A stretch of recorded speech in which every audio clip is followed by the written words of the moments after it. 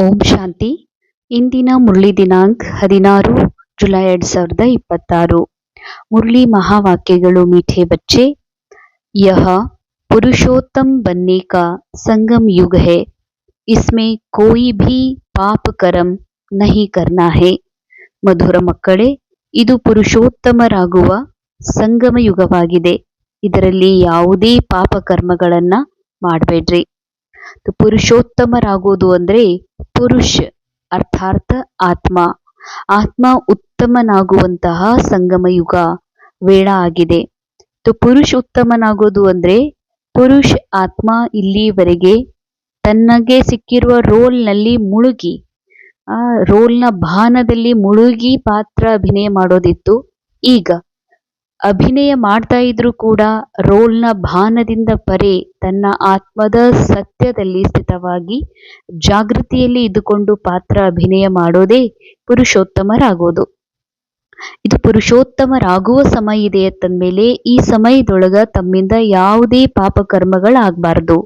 ಪಾಪಕರ್ಮ ಅಂದ್ರೆ ಕೇವಲ ಮುಚ್ಚಿಡೋದು, ಹೆರಾಪೇರಿ ಮಾಡೋದು, ಯಾರ್ದರೆ ಕಸ್ಕೊಡೋದು, ಇದು ಒಂದೇ ಅಲ್ಲ.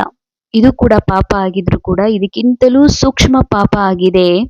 ನನಗೆ ನಾನು ಯಾವ ಸತ್ಯ ಅರಿತ ಮೇಲೂ ಕೂಡ, ನಾ ಆತ್ಮ ಅನ್ನುವ ಅರಿವು ಬಂದ ಮೇಲೂ ಕೂಡ ಪುನಃ ನನಗೆ ನಾನೊಬ್ಬ ಸ್ತ್ರೀ ಇದ್ದೀನಿ, ನಾನೊಬ್ಬ ಮಗಳಿದ್ದೆ, ನನಗೆ ಈ ರೀತಿ ಅಂತಾರಲ್ಲ, ನಾನೊಬ್ಬ ಮದರ್ ಇದೀನಲ್ಲ, ನಾ ಫಾದರ್ ಇದೀನಲ್ಲ, ನಾ ಅಕ್ಕೋರಿದ್ದೀನಲ್ಲ ಅನ್ನುವ ಭಾನದಲ್ಲಿ ಮುಳುಗೋದೇ ಪಾಪಕರ್ಮ ಮಾಡೋದಾಗಿದೆ. ಎಷ್ಟೆಷ್ಟು ಈ ರೀತಿಯ ಪಾಪಕರ್ಮ ಆಗ್ತದೋ ಅಷ್ಟು ಪುರುಷ ಉತ್ತಮ ಆಗುವಂತಹ ಈ ಸಮಯದಲ್ಲಿ ಆ ಕಾರ್ಯದಲ್ಲಿ ವಿಘ್ನ ಆಗ್ತದೆ. ಪ್ರಶ್ನ, ಸಂಗಮ್ ಪರ್ ತುಮ್ ಬಚ್ಚೆ ಸಬ್ಸೆ ಬಡಾ ಪುಣ್ಯ ಕೌನ್ಸಾ ಕರ್ತೆ ಹೋ? ಈ ಸಂಗಮ ಯುಗದಲ್ಲಿ ತಾವು ಮಕ್ಕಳು ಅತ್ಯಂತ ದೊಡ್ಡದಾದಂತಹ ಪುಣ್ಯ ಯಾವುದನ್ನ ಮಾಡ್ತೀರಿ? ಉತ್ತರ, ಸ್ವಯಂ ಕೋ ಬಾಬಾ ಕೆ ಹವಾಲೆ ಕರ್ ದೇನಾ ಅರ್ಥಾತ್ ಸಂಪೂರ್ಣ ಸ್ವಾಹ ಹೋ ಜಾನಾ. ಯಹ ಹೇ ಸಬ್ಸೆ ಬಡಾ ಪುಣ್ಯ.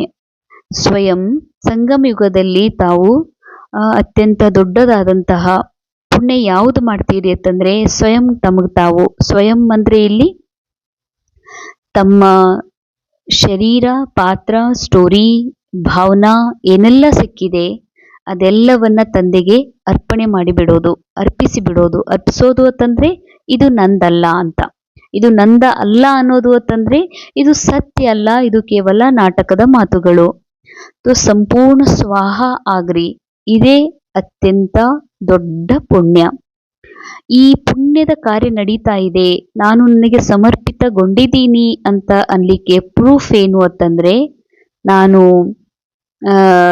ದೇಹಭಾನದಲ್ಲಿ ಬಂದು ಇವ್ರು ನನಗೆ ಹೀಗಂದ್ರು, ಏನೋ ಮಾಡಿದ್ರು ರೋಲ್ನ ಜೊತೆಗೆ, ನನಗೆ ಹೀಗೆ ಮಾಡಿದ್ರಲ್ಲ ಅಂತ ಪದೇ ಪದೇ ಆ ಒಂದು ಭಾವನಾದೊಳಗೆ ಮುಳುಗಿ ಬಿಡ್ತೀನಿ ಅಂತಂದ್ರ ಜರೂರ್ ನಾನಿನ್ನೂ ಅರ್ಪಣೆ ಮಾಡಿಲ್ಲ. ಯಾಕಂದ್ರೆ ಯಾರೇನೇ ಮಾಡಿದ್ರು, ಯಾರೇನೇ ಅಂದ್ರು ಪಾತ್ರಕ್ಕಂತಾರೆ, ಪಾತ್ರ ನಿರ್ಜೀವಿದೆ. ಆ ನಿರ್ಜೀವ ಪಾತ್ರಕ್ಕೆ ಯಾವಾಗ ನಾನು ಆತ್ಮ ಫೋರ್ಸ್ ಕೊಡ್ತೀನಿ, ಬಲ ಕೊಡ್ತೀನಿ, ಅವಾಗ ಅದರಲ್ಲಿ ಬಲ ಸಿಗ್ತದ. ಬಾಕಿ ರೋಲ್ನಲ್ಲಿ ಏನು ಜಾನ್ ಇಲ್ಲ, ಜೀವ ಇಲ್ಲ, ಯಾವುದೇ ಪ್ರಾಣಿ ಇಲ್ಲ. ಅದು ರೋಲಿಗೆ ಯಾವಾಗ ಪ್ರಾಣ ಬರ್ತದಂದ್ರೆ ನಾನು ನನಗೆ ದೇಹ ಅಂತ ತಿಳ್ಕೊತೀನಿ. ಆಗ ಅಭಿ ತುಮ್ ಮಮತು ಮಿಠಾತೆ ಹೋ.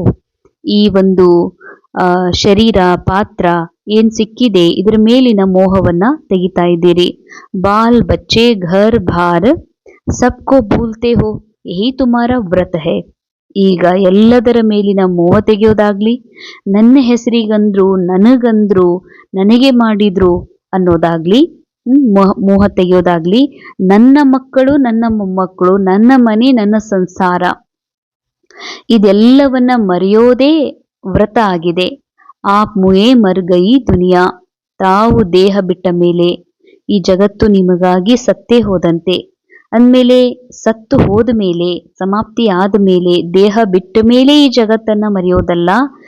ದೇಹದೊಳಗಿರ್ತಾನೆ ತಾವು ಆತ್ಮ ಆಗಿರುವ ಕಾರಣ, ದೇಹ ನಶ್ವರವಾಗಿರುವ ಕಾರಣ, ದೇಹದಲ್ಲಿದ್ದು ಕೂಡ ಮೊದಲೇ ಈ ದೇಹ ಇಲ್ಲ ಅಂತ ಅನ್ನುವ ಅರಿವಿನಲ್ಲಿ ಜೀವನ ಮಾಡೋದು. ಇದಕ್ಕಂತಾರ ನೀವು ಸತ್ತ ಮೇಲೆ ನಿಮಗಾಗಿ ಜಗತ್ತೇ ಸತ್ ಬಿಡ್ತದ. ಅಭಿ ತುಮ್ ವಿಕಾರಿ ಸಂಬಂಧೋ ಸೆ ಮುಕ್ತ ಹೋತೆ ಹೋ.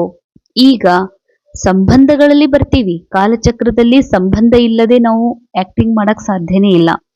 ಆದ್ರೆ ವಿಕಾರದಿಂದ ತುಂಬಿದ ಸಂಬಂಧಗಳೇನದಾವಲ್ಲ, ಈ ದೇಹವಾನದ ಸಂಬಂಧಗಳಿದಾವ, ಇದರಿಂದ ಈಗ ಮುಕ್ತರಾಗ್ತೀರಿ. ಇಂದಿನ ಮುರಳಿಯ ಮಹಾವಾಕ್ಯಗಳು. धारणा पॉइंट, इस पुरुषोत्तम युग में जीवन मुक्त बनने के लिए पुण्य कर्म करने हैं. ಈ ಪುರುಷೋತ್ತಮ ಯುಗದಲ್ಲಿ ಜೀವನ್ ಮುಕ್ತರಾಗೋದಕ್ಕಾಗಿ ಪುಣ್ಯ ಕರ್ಮಗಳನ್ನ ಮಾಡ್ರಿ. ಪುಣ್ಯ ಕರ್ಮ ಅಂದ್ರೆ ಬಾಬಾ ಹೇಳಿದ್ರು, ತಮ್ಮದೆಲ್ಲವನ್ನ ತಂದೆಗೆ ಅರ್ಪಿಸ್ರಿ. ನಂದು ಇತ್ತು, ಇದು ನಂದು ಅನ್ನೋದನ್ನು ಕೂಡ ಮರ್ತ್ ಬಿಡ್ರಿ. ಯಾಕಂದ್ರೆ ಇದೆಲ್ಲಾ ಡ್ರಾಮಾದಲ್ಲಿ ಸಿಕ್ಕಿರುವಂಥದ್ದು. ಅಂದ್ಮೇಲೆ ಪುಣ್ಯ ಕರ್ಮ ಅಂದ್ರೇನೆ ಎಲ್ಲವನ್ನ ತಂದೆಗೆ ಅರ್ಪಿಸೋದು. ಯಾಕಂದ್ರೆ ಇದು ಪುರುಷ ಉತ್ತಮ ಆಗುವಂತಹ, ಜೀವನ್ಮುಕ್ತರಾಗುವಂತಹ ಸಮಯ ಇದೆ. ಜೀವನದಲ್ಲಿ ಇರ್ತಾ ಇಲ್ಲಿವರೆಗೆ ಜೀವನದೊಳಗ ಇದ್ಕೊಂಡು ಜೀವನದಲ್ಲಿರುವ ಕಷ್ಟ ನನ್ನ ಕಷ್ಟ ಅಂತ ಸಫರಿಂಗ್ ನಲ್ಲಿ ಮುಳುಗಿ ಪಾತ್ರ ಮಾಡೋದಿತ್ತು.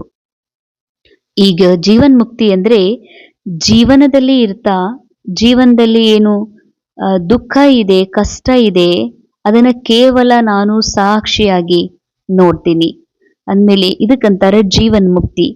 ಅಂದ್ರೆ ಪಾತ್ರದ ಕಷ್ಟ, ಪಾತ್ರದ ದುಃಖ ನನ್ನ ಮೂಲ ಸ್ಥಿತಿಯನ್ನ ಬದಲಾಯಿಸಲಿಕ್ಕೆ ಸಾಧ್ಯವಿಲ್ಲ. ಈ ಅರಿವಿನ ಜೊತೆಗೆ ಜೀವಿಸೋದು. ಪವಿತ್ರ ಜರೂರ್ ರಹನಾ, घर बार आदि सब होते दिल से ममतो मीठा देना है. ಪವಿತ್ರರಾಗಿರಿ. ತಮ್ಮದು ಮನೆ ಸಂಸಾರ ಎಲ್ಲ ಇದ್ರೂ ಕೂಡ ಅದರ ಮೇಲಿನ ಮೋಹ ಮಮತ್ವ ಮನಸ್ಸಿನಿಂದ ತೆಗೆದ್ಬಿಡ್ರಿ. ಅಂದ್ರೆ ಇದು ಸತ್ಯ ಅಂತ ಅನ್ಕೊಳ್ಳುವಂತಹ ಮಾತೇನಿದೆ, ಈ ಶರೀರಕ್ಕೆ ಏನಾದ್ರೂ ಆದ್ರ ಹೇಗೆ ಶರೀರ ಎಂಡ್ ಆಯ್ತು ಅಂದ್ರೆ ಇರುವ ಪ್ರಾಪರ್ಟಿ, ಸಂಬಂಧ, ಸಂಬಂಧಿಕರು, ಸಂಸಾರ ಎಲ್ಲವೂ ಸಮಾಪ್ತ ಆಗ್ತದೋ, ಮೊದಲೇ ತಿಳ್ಕೊಂಡ್ ಬಿಡ್ರಿ, ಈ ದೇಹನೇ ಇಲ್ಲ, ಈ ಪ್ರಪಂಚವೇ ಇಲ್ಲ, ಕೇವಲ ನಾ ಆತ್ಮ ಸತ್ತಿದ್ದೀನಿ. ಹಂಗಾದ್ರೆ ಇಲ್ಲಿ ಇರುವುದೇನು? ಇದು ನಾಟಕ ಮಾತ್ರ, ಸತ್ಯ ಅಲ್ಲ, ಇದು ನಾಟಕ ಮಾತ್ರ ಅಂದು ಪಾತ್ರ ಅಭಿನಯ ಮಾಡು, ಆದ್ರೆ ಇದನ್ನ ಸತ್ಯ ಅಂತ ತಿಳ್ಕೋಬೇಡ. सेकेंड पॉइंट, श्रीमत पर अपने तन मन धन से दैवी राज्य स्थापन करना है. ಶ್ರೀಮತ್ ಅನುಸಾರ ತಮ್ಮ ತನು ಮನ ಧನದಿಂದ ದೈವಿ ರಾಜ್ಯದ ಸ್ಥಾಪನೆಯನ್ನ ಮಾಡ್ರಿ. ಬಾಬಾ ಹೇಳ್ತಾರೆ, ದೈವಿ ರಾಜ್ಯದ ಸ್ಥಾಪನೆ ಮೊದಲು ಸೂಕ್ಷ್ಮ ರೂಪದಲ್ಲಿ ತಯಾರಾಗ್ತದ. ಈ ಸೂಕ್ಷ್ಮ ರೂಪದ ರಾಜಧಾನಿ ತಯಾರಾಗ್ಲಿಕ್ಕಾಗಿ ಶ್ರೀಮತ್ ಅನುಸಾರ ತನು ಮನ ಧನವನ್ನ ಎಷ್ಟೊಂದು ಈಶ್ವರ ಅರ್ಥವಾಗಿ ಸಫಲ್ ಮಾಡ್ಕೊಳ್ತೀರೋ ಅಷ್ಟು ರಾಜಧಾನಿಯ ಸ್ಥಾಪನೆ ಆಗ್ತದೆ. ಪುರುಷೋತ್ತಮ ಅಂದ್ರೆ ತನು ಮನ ಧನದ ಮೇಲಿನ ಯಾವ ಮೋಹ ಇದೆ, ಆ ಮೋಹ ಮುಕ್ತರಾದಾಗಲೇನೆ ದೈವಿ ರಾಜ್ಯ ಸ್ಥಾಪನೆ, ಅರ್ಥಾತ್ ಮನಸ್ಸು ಪುನಃ ರಾಜ್ಯದಲ್ಲಿ ಮರಳಿ ಬರ್ತದೆ. ಪುನಃ ಆತ್ಮ ತನ್ನ ರಾಜನ ಸೀಟ್ ಮೇಲೆ ಸ್ಥಿತ ಆಗ್ತಾನೆ. ಪುರುಷೋತ್ತಮ ಬನಾನೆ ಕಿ ಸೇವಾ ಕರ್ನಿ ಹೇ. ಅನ್ಯರನ್ನು ಕೂಡ ಪುರುಷೋತ್ತಮರನ್ನಾಗಿ ಮಾಡುವ ಸೇವೆ ಮಾಡ್ರಿ. वरदान, सहयोग द्वारा स्वयं को सहज योगी बनाने वाले निरंतर योगी भव. ಸಹಯೋಗದ ಮೂಲಕ ಸ್ವಯಂವನ್ನ ಸಹಜ ಯೋಗಿಯನ್ನಾಗಿ ಮಾಡಿಕೊಳ್ಳುವಂತಹ ನಿರಂತರ ಯೋಗಿಗಳು ಆಗ್ರಿ. संगम युग पर बाबा का सहयोगी बन जाना, यही सहज योगी बनने की विधि है. ಸಂಗಮ ಯುಗದಲ್ಲಿ ಬಾಬಾರ ಮೂಲಕ ಸಹಯೋಗಿ ಆಗೋದೇ ಇದು ಸಹಜ ಯೋಗಿ ಆಗೋದಿದೆ. ಯೋಗ ಯೋಗ ಅಂದ್ರೆ ಕನೆಕ್ಷನ್, ಸಂಬಂಧ. ನಮ್ದು ಯಾರದೇ ಜೊತೆಗೆ ಸಂಬಂಧ ಇದೆ, ಯಾಕಿದೆ ಅಂತಂದ್ರೆ ಅಲ್ಲಿ ನಂದ್ ಅನ್ನುವಂಥದ್ದೇನೋ ತೊಡಗಿಸಿದೀವಿ, ಅದಕ್ಕ ಅಲ್ಲಿ ನನ್ನ ಮನಸ್ಸು ಹೋಗ್ತದ. ಅಂದ್ಮೇಲೆ ನೀವು ಎಷ್ಟು ಬಾಬಾಗ ಸಹಯೋಗಿ ಆಗ್ತೀರಿ ಅಷ್ಟು ಯೋಗ ಸಹಜ ಆಗ್ತದ. जिनका हर संकल्प शब्द और कर्म बाबा की व अपने राज्य की स्थापना के कर्तव्य में सहयोगी रहने का है, उसको ज्ञानी योगी तो आत्मा निरंतर सच्चा सेवादारी कहा जाता. ಯಾರು ತಮ್ಮ ಪ್ರತಿಯೊಂದು ಸಂಕಲ್ಪ, ತಮ್ಮ ಶಬ್ದಗಳನ್ನ, ಕರ್ಮವನ್ನ ಬಾಬಾ ಅಥವಾ ರಾಜ್ಯ ಸ್ಥಾಪನೆಯ ಕಾರ್ಯದಲ್ಲಿ ಸಹಯೋಗಿ ಆಗ್ತಾರೋ ಅವರಿಗೇನೆ ಜ್ಞಾನಿ ಯೋಗಿ ಅಥವಾ ನಿರಂತರ ಸತ್ಯ ಸೇವಾಧಾರಿ ಅಂತ ಹೇಳಲಾಗ್ತದೆ. ಮನ್ಸೆ ನಹಿ ತೋ ತನ್ಸೆ. ಬಾಬಾ ಎಷ್ಟು ಸುಂದರ ಮಾತು ಹೇಳ್ತಾರೆ. ಮನಸ್ಸಿನಿಂದ ಇಲ್ಲ ಅಂದ್ರೆ ತನುವಿನಿಂದ ಸೇವೆ ಮಾಡ್ರಿ, ತನುವನ್ನ ತೊಡಗಿಸ್ರಿ. ತನುವಿನಿಂದ ಇಲ್ಲ ಅಂದ್ರೆ ಧನದಿಂದ ತೊಡಗಿಸ್ರಿ. ಧನದಿಂದ ಇಲ್ಲ ಅಂದ್ರೆ ಒಂದಿಲ್ಲ ಒಂದು ಪ್ರಕಾರದೊಳಗ ಸಹಯೋಗಿ ಅವಶ್ಯ ಆಗ್ರಿ. ಇದರಲ್ಲಿ ಸಹಯೋಗಿ ಆಗ್ರಿ, ಆಗ ಇದೇ ಯೋಗ ಅಂತಾರೆ. ಸಹಯೋಗಿ ಆಗುವುದೇ ಯೋಗ. ಜಬ್ ಹೋ ಹಿ ಬಾಬಾ ಕೆ ಯಾವಾಗ ನೀವು ಬಾಬಾರವರಿದ್ದೀರಿ, ಎಲ್ಲವೂ ಬಾಬಂದೇ ಇದೆ ಅಂದ್ಮೇಲೆ ತೋ ಬಾಬಾ ಅವ್ರ ಆಪ್ ತೀಸರಾ ಕೋಯಿ ನಾ ಹೋ. ಬಾಬನ್ ಮಗು ಇದೀವತ್ತಂದ್ಮೇಲೆ ಬಾಬಾ ನಾನು ಮಧ್ಯದಲ್ಲಿ ಮಾಯಾ ಬರುವ ಹಾಗಿಲ್ಲ, ಈ ದೇಹದ ಸ್ಮೃತಿ ಬರುವ ಹಾಗಿಲ್ಲ. ಇಸ್ಸೇ ನಿರಂತರ ಯೋಗಿ ಬನ್ ಜಾಯೆಂಗೆ, ಇದರಿಂದ ನೀವು ನಿರಂತರ ಯೋಗಿ ಆಗಲು ಸಾಧ್ಯವಿದೆ. ಸ್ಲೋಗನ್ ಸಂಗಮ್ ಪರ್ ಸಹನ್ ಕರ್ನಾ ಅರ್ಥಾತ್ ಮರ್ನಾ ಹಿ ಸ್ವರ್ಗ ಕಾ ರಾಜ್ಯ ಲೇನಾ ಹೈ. ಸಂಗಮ ಯುಗದಲ್ಲಿ ಸ್ವರ್ಗ ಸಹನ ಮಾಡಿಕೊಳ್ಳೋದಂದ್ರೇನೆ ಸಾಯೋದು. ಸಾಯೋದು ಅಂದ್ರೆ ಸ್ವರ್ಗದ ರಾಜ್ಯ ಪಡೆಯೋದು. ಅಂಡರ್ಲೈನ್ ಬಹಳ ಸೂಕ್ಷ್ಮ ಗುಹ್ಯ ಮಾತಿದೆ. ಸ್ವರ್ಗದ ರಾಜ್ಯ ಪಡೆಯೋದು ಅಂದ್ರೆ ಸ್ವರ್ಗದ ರಾಜ್ಯದ ಅನುಭವ ಯಾರು ಮಾಡ್ಬೇಕಾಗಿದೆ? ಮನಸ್ಸು. ಯಾವುದು ಮೂಲ ಆತ್ಮನಿಂದ ಅಗಲಿ ಮಾಯೆಗೆ ವಶಭೂತ ಆಗಿದೆಯೋ, ಆತ್ಮನ ಒಂದು ಮೂಲ ಸ್ಥಿತಿಯಲ್ಲಿ ಮನಸ್ಸು, ಆತ್ಮನ ಮೂಲ ಸ್ಥಿತಿಯೇ ಸ್ವರ್ಗ. ಈ ಸ್ವರ್ಗದ ರಾಜ್ಯ ಭಾಗ್ಯ ಅನುಭವ ಮಾಡೋದು ಈ ಮನಸ್ಸು. ಈ ಮನಸ್ಸು ಸಾಯ್ಬೇಕಂತಾರ ಬಾಬಾ. ಯಾವ ಮನಸ್ಸು? ಇಗೋ ಮೈಂಡ್, ಮಾಯೆಗೆ ವಶಭೂತ ಆದಂತ ಅಭಿಮಾನಿ ಮನಸ್ಸು ಸಾಯ್ಬೇಕು. ಸಾಯೋದು ಅಂದ್ರೆ ನಾನು ದೇಹ ಅಲ್ಲ, ಏನೋ ನನಗೆ ಹಿಂಗಂದ್ರು, ನನಗೆ ಈ ತರ ಮಾಡಿದ್ರು, ನನಗೆ ಈ ತರ ತೊಂದರೆ ಕೊಟ್ರು, ನನಗೆ ಈ ರೀತಿ ರಿಸ್ಪೆಕ್ಟ್ ಇಲ್ಲಿ ಡಿಸ್ರೆಸ್ಪೆಕ್ಟ್ ಇದೆ ಅನ್ನೋದೇನ್ ಅಹಂಕಾರ ತುಂಬಿದೆಯಲ್ಲ, ಇದು ಸಾಯ್ಬೇಕು. ಇದು ನಾನಲ್ಲ. ಆಗ ಈ ರೀತಿ ಸಹನ್ ಯಾರು ಮಾಡ್ತಾರೋ, ಈ ರೀತಿ ಯಾರು ಸಾಯ್ತಾರೋ ಅವರೇ ಸ್ವರ್ಗದ ರಾಜ್ಯ ಭಾಗ್ಯವನ್ನ ಪಡಿತಾರೆ.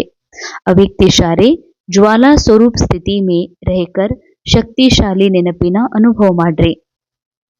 समय प्रमाण रहे हुए जो भी मन के संबंध संपर्क के हिसाब किताब है उसे ज्वाला स्वरूप याद में भस्म करो. ಸಮಯ ಪ್ರಮಾಣ ಏನೆಲ್ಲ ಮನಸ್ಸಿನ ಸಂಬಂಧ ಸಂಪರ್ಕದಲ್ಲಿ ಲೆಕ್ಕಾಚಾರ ಉಳ್ಕೊಂಡಿದೆಯೋ ಅದನ್ನು ಕೂಡ ಜ್ವಾಲಾ ಸ್ವರೂಪದ ನೆನಪಿನಲ್ಲಿ ಭಸ್ಮ ಮಾಡಿಕೊಡ್ರಿ. ಲಗನ್ ಹೇ ಇಸ್ಮೆ ಬಾಪ್ ದಾದಾ ಬಿ ಪಾಸ್ ಕರ್ತೆ ಹೇ. ನಿಮಗೆ ಲಗನ್ ಇದೆ, ಬಾಪ್ ದಾದಾ ಪಾಸ್ ಮಾಡ್ತಿದ್ದಾರೆ. ಲೇಕಿನ್ ಅಭಿ ಲಗನ್ ಕೋ ಅಗ್ನಿ ರೂಪ್ ಮೇ ಲಾವೋ. ಬರೀ ಲಗನ್ ಇದ್ರೆ ನಡೆಯುವುದಿಲ್ಲ, ಆಸಕ್ತಿ ಇದ್ರೆ ನಡೆಯುವುದಿಲ್ಲ. ಅದು ತೇಜ್ ಆಗ್ಬೇಕು, ಅದು ಅಗ್ನಿ ರೂಪ ತಾಳ್ಬೇಕು. ವಿಶ್ವ ಮೇ ಜೋ ಚಾರೋ ಓರ್ भ्रष्टाचार अत्याचार की अग्नि जल रही है वह आप बच्चों के योग अग्नि से ज्वाला रूप प्यार से समाप्त हो जाएगी. ಈ ವಿಶ್ವದಲ್ಲಿ ಏನೆಲ್ಲ ಭ್ರಷ್ಟಾಚಾರ ಇದೆ, ಅತ್ಯಾಚಾರ ಇದೆ, ಅಗ್ನಿ ಉರಿತಾ ಇದೆ. ಅತ್ಯಾಚಾರ ಭ್ರಷ್ಟಾಚಾರದ ಅಗ್ನಿ ಉರಿತಾ ಇದೆ, ಹೊತ್ತು ಉರಿತಿದೆ. ಅದು ತಾವು ಮಕ್ಕಳ ಯೋಗ ಅಗ್ನಿಯ ಜ್ವಾಲಾ ರೂಪ ತಾಳಿದಾಗ ಮಾತ್ರ ಅದು ಅಂತ್ಯಗೊಳ್ಳಲಿಕ್ಕೆ ಸಾಧ್ಯತೆ ಅಂತಾರೆ ಬಾಬಾ. ನಾವು ಕುತ್ಕೊಂಡಂತೆ ಇವತ್ತು ಕಾಲ್ ಕೆಟ್ಟಿದೆ, ನಮ್ಮ ಮಕ್ಕಳು ಹೆಂಗಿರ್ಬೇಕು ಸುರಕ್ಷಿತವಾಗಿ ಅಂತ, ಅದಕ್ಕೆ ಬಾಬಾ ಹೇಳ್ತಾರೆ ಅದು ಅಂತ ಆಗೋದು ಯಾವಾಗ? ನಿಮ್ಮ ಯೋಗದ ಅಗ್ನಿಯಿಂದ. ಅದಕ್ಕಾಗಿ ಯೋಗದ ಜ್ವಾಲೆಯನ್ನು ಮತ್ತಷ್ಟು ಪ್ರಖರ ಮಾಡಿಕೊಳ್ಳ್ರಿ ಅಂತಾರೆ ಬಾಬಾ. ಓಂ ಶಾಂತಿ. ಇಂದಿನ ಮುರಳಿಯ ಮಹಾವಾಕ್ಯಗಳ ಅನುಭವ ಮಾಡೋಣ. ನಾನು ನಿರಾಕಾರ ಆತ್ಮ, ನನ್ನ ನಿರಾಕಾರಿ ಸ್ಥಿತಿಯಲ್ಲಿ ಸ್ಥಿತವಾಗಿ ಈ ವಿಶ್ವ ನಾಟಕವನ್ನ ದರ್ಶನ ಮಾಡುತ್ತಿರುವೆ. ಈ ನಾಟಕದಲ್ಲಿ ನಾನೊಬ್ಬ ಪುರುಷ ಅಥವಾ ಸ್ತ್ರೀಯ ಪಾತ್ರದಲ್ಲಿ ನನಗೆ ನಾನು ದೇಹವೆಂದು ತಿಳಿದು ದೇಹ ಭಾನದಲ್ಲಿ ಮುಳುಗಿ ನನ್ನನ್ನು ತಾಯಿ ಎಂದಲೋ ತಂದೆ ಎಂತಲೋ ಮಗಳು ಅಥವಾ ಮಗ ಎಂತಲೋ ಆ ಭಾನದಲ್ಲಿ, ಆ ಪಾತ್ರದ ಮಾತಿನಲ್ಲಿ, ಆ ಪಾತ್ರದ ಭಾವನೆಯಲ್ಲಿ ಮುಳುಗಿ ಹೋಗಿದ್ದೆ. ನನಗೆ ನಾನು ಮನುಷ್ಯ, ವ್ಯಕ್ತಿ, ದೇಹವೆಂದು ತಿಳಿದು ದೇಹದ ಒಂದೊಂದು ಅನುಭವದಲ್ಲಿ ನನ್ನನ್ನು ನಾನು ಮರೆತು ಹೋಗಿದ್ದೆ. ಈಗ ನನಗೆ ಅರಿವಾಗಿದೆ, ಇದು ಸಂಗಮ ಯುಗ, ಪುರುಷ ಉತ್ತಮನಾಗುವ ಯುಗ, ಪುರುಷಾರ್ಥಾರ್ಥ ಆತ್ಮ, ಆತ್ಮ ಉತ್ತಮ ಅರ್ಥಾರ್ಥ ಜಾಗೃತಿ, ಅರಿವಿನ ಯುಗ. ಯಾವ ಜಾಗೃತಿ? ನಾನು ದೇಹವಲ್ಲ, ಅಶಾಶ್ವತವಲ್ಲ, ಸಾಯುವ ವ್ಯಕ್ತಿಯಲ್ಲ. ನಾನು ಅಮರ ಆತ್ಮಜ್ಯೋತಿಯಾಗಿದ್ದೇನೆ ಎನ್ನುವ ಅರಿವು, ಅರಿವಿನಲ್ಲಿದ್ದು ಪಾತ್ರ ಅಭಿನಯ ಮಾಡುವ ಸಂಗಮದ ಸಮಯವಿದು. ಇದರಲ್ಲಿ ಪಾಪ ಕರ್ಮವಾಗದಂತೆ ಸದಾ ನನ್ನನ್ನು ಎಚ್ಚರಿಸಿಕೊಳ್ಳುವುದೇ ಬುದ್ಧಿವಂತಿಕೆಯಾಗಿದೆ. ಪಾಪ ಕರ್ಮವೆಂದರೆ ಮತ್ತೆ ಮತ್ತೆ ನಾನು ಸತ್ಯವನ್ನ ತಿಳಿದೂ ಸಹ ಸತ್ಯದಿಂದ ದೂರವಾಗಿ ಪುನಃ ನನ್ನನ್ನ ಮನುಷ್ಯನೆಂದು ಭಾವಿಸುವುದೇ ಪಾಪ. ನನ್ನನ್ನ ಪುರುಷನೆಂದು ಭಾವಿಸುವುದೇ ಮಹಾಪಾಪವಾಗಿದೆ. ನನ್ನನ್ನೊಬ್ಬ ಸ್ತ್ರೀ ಎಂದು, ನನ್ನನ್ನ ಒಬ್ಬ ಕುಮಾರ ಕುಮಾರಿ ಎಂದು, ಮಾತೆ ಎಂದು, ಗೃಹಸ್ಥಿ ಎಂದು ಭಾವಿಸುವುದೇ ಪಾಪ.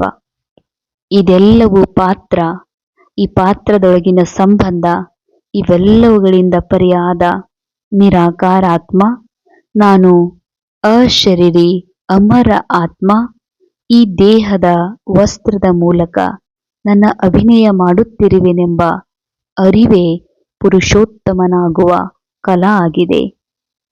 ಓಂ ಶಾಂತಿ, ಓಂ ಶಾಂತಿ.